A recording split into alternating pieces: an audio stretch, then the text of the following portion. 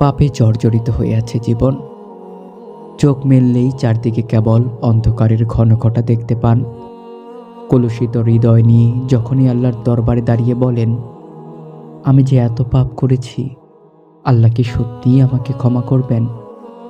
তখনই আপনার রব জবাব দেন, নিশ্চয়ই আল্লাহ তওবাকারীদের ভালোবাসেন।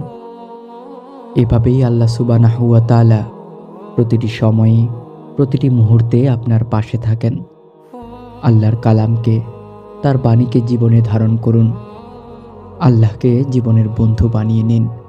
বিশ্বাস করুন, বন্ধু হিসেবে তার চেয়ে উত্তম, তার চেয়ে প্রতিশ্রুতিশীল, তার চেয়ে মহান আর কেউ হতেই পারে না। নিজের জীবনের অন্ধকার প্রকোষ্ঠে আলোর রেখা প্রবেশ করতে দিন।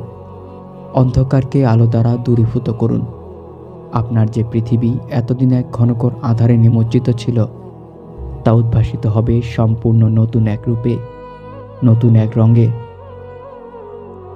মন খারাপের দিনগুলোতে আল্লাহকে আপনার সঙ্গী বানান। দেখবেন সেই মুহূর্তগুলো সব আচমকা আপনার জীবনের সেরা মুহূর্তে পরিণত হয়ে গেছে।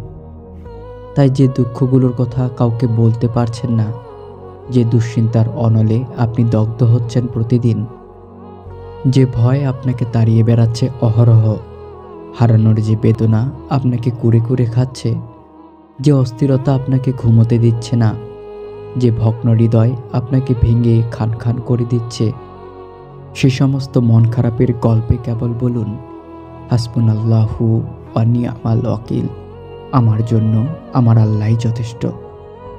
বিশ্বাস করুন, আপনার সমস্ত মন খারাপের উপশমের জন্য কেবল এটুকুই যথেষ্ট। আল্লাহ যার অভিভাবক, কপালে তার দুশ্চিন্তার ভাঁজ থাকতেই পারে না।